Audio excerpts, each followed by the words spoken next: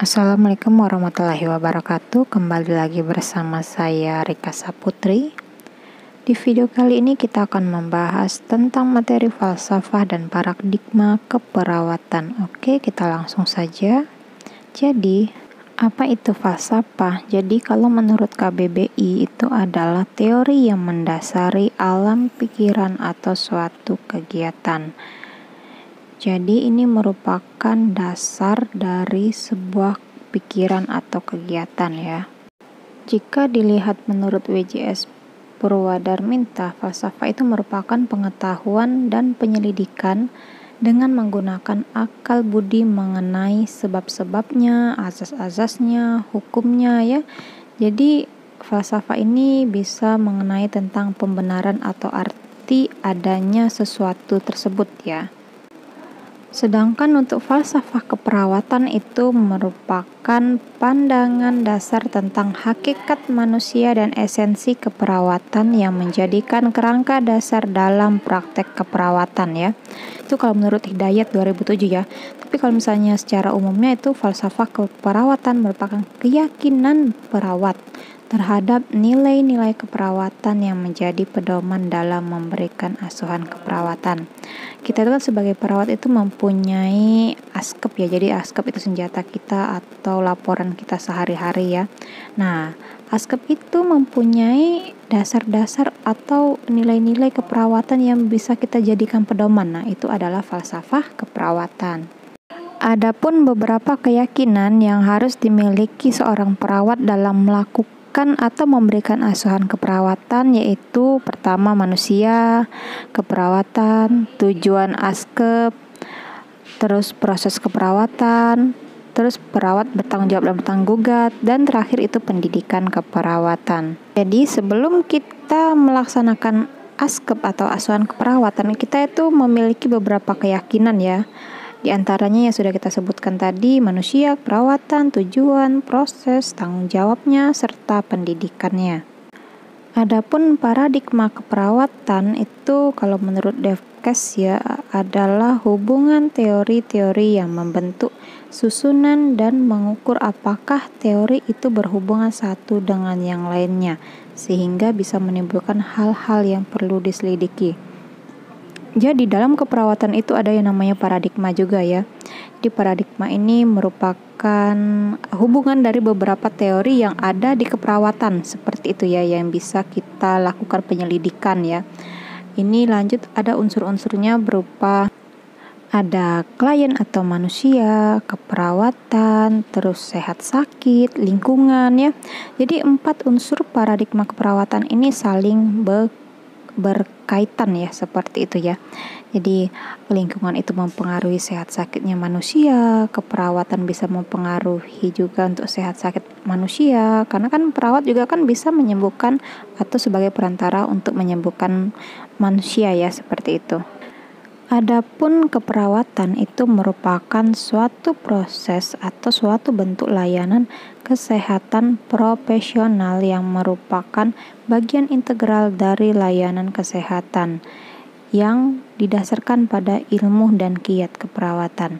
Jadi keperawatan ini layanan atau bagian dari layanan kesehatan profesional ya, dimana itu layanannya itu berupa atau didasarkan pada ilmu dan kiat keperawatan. Jadi bukan asal-asal ya, seperti kita tahu sejarah kemarin ya. Jadi ada prosesnya, harus sekolah dulu seperti itu ya, bukan yang hanya asal merawat orang sakit ya, seperti itu.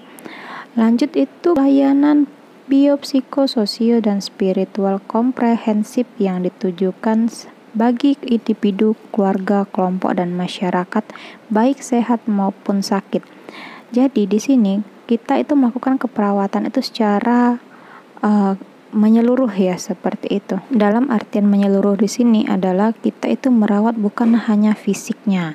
Jadi kita bisa merawat psikonya atau jiwanya juga ya, seperti itu. Terus sosialnya, seperti kalau kita merawat pada pasien jiwa, kita itu kan mengembalikan jiwa sosialnya ya. Misalnya ada yang harga diri rendah menjadi pasien yang bisa atau mampu bersosialisasi, seperti itu ya. Jadi bukan hanya sekedar merawat fisik yang sakit. Adapun untuk prinsip keperawatan ini itu pertama tidak terlepas dari profesi kesehatan lain dalam memberikan layanan kesehatan. Jadi, ketika kita melakukan pemberian asuhan keperawatan itu kita tidak bisa melakukannya hanya mandiri. Memang ada intervensi yang bisa kita lakukan mandiri, tapi di sini kita juga penting untuk berkolaborasi dengan profesi-profesi kesehatan yang lain, misalnya dengan dokter atau farmasi ya, seperti itu. Terus untuk tujuan keperawatan itu memberi bantuan yang paripurna dan efektif kepada klien serta memenuhi kebutuhan dasar manusia klien. Ini yang seperti saya bilang tadi, kita bukan hanya sekedar untuk merawat fisik yang sakit, tapi untuk sosialnya juga, psiko atau jiwanya juga ya, pokoknya semua kebutuhan dasar manusia seperti itu ya. Yang ketiga ini ada fungsi utama perawat, yaitu membantu klien baik dalam kondisi sakit maupun sehat guna mencapai derajat kesehatan yang optimal melalui layanan keperawatan. Jadi seperti tadi sudah dibilang bahwa kita bukan hanya fisik yang sehat ya. Di sini kita juga perlu mencapai derajat kesehatan yang optimal, di mana seseorang itu sehat, derajat yang tertingginya itu bukan hanya sekadar fisiknya yang sehat ya. Jadi yang dinamakan derajat kesehatan yang setinggi-tingginya itu dari fisik, terus lagi psikonya itu juga harus tetap sehat ya, seperti itu. Lanjut yang keempat itu intervensi keperawatan itu memungkinkan kemampuan hidup sehat dan produktif. Jadi kita bisa membuat pasien kita itu mampu untuk hidup sehat dan produktif.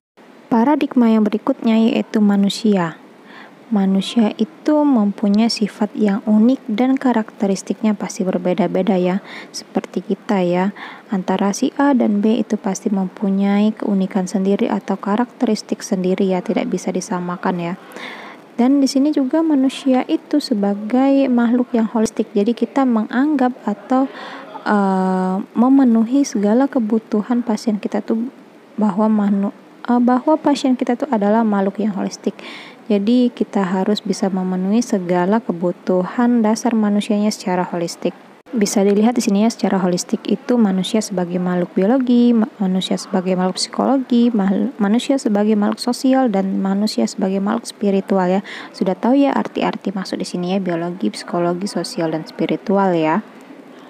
Jadi kalau sesuai dengan kebutuhan dasar manusia, itu kebutuhan manusia ada kebutuhan aktualisasi diri, kebutuhan harga diri, kebutuhan cinta dan dicintai, kebutuhan keselamatan dan keamanan, dan kebutuhan fisiologis. Jadi semua kebutuhan manusia yang sudah saya sebutkan tadi itu harus bisa kita penuhi pada pasien kita. Oke, bisa dimengerti ya. Ini lanjut kita tentang paradigma sehat sakit. Sehat itu menurut WHO merupakan keadaan keseimbangan yang sempurna baik fisik, mental, dan sosial. Tidak hanya bebas dari penyakit dan kelemahan. Tadi yang seperti sudah saya bilang bahwa sehat itu bukan hanya sekedar dari fisiknya saja ya. Jadi secara keseluruhan baik fisik, mental, dan sosial.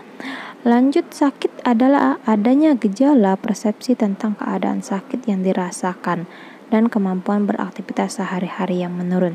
Jadi sakit itu ketika seseorang atau pasien kita memiliki gejala atau persepsi atau respon dari penyakit dan membuat aktivitas sehari-harinya itu terganggu atau menurun. Pun untuk rentang sehat dan rentang sakit ini bisa dilihat seperti di gambar ya. Jadi rentang sehat itu yang paling tertinggi atau yang paling baik adalah sejahtera. Jadi sejahtera ini beneran baik secara aktualisasi, harga diri, cinta, dan damai seperti itu ya. Yang kebutuhan fisiologisnya itu benar-benar terpenuhi semua.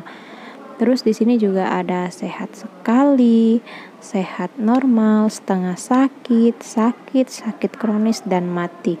Ini merupakan rentang dari yang paling bawah itu rentang sakit paling bawah atau paling kecil itu adalah mati, dan sampai yang paling tinggi itu adalah rentang sehat yang sangat sejahtera ya. Untuk paradigma berikutnya ini adalah konsep lingkungan.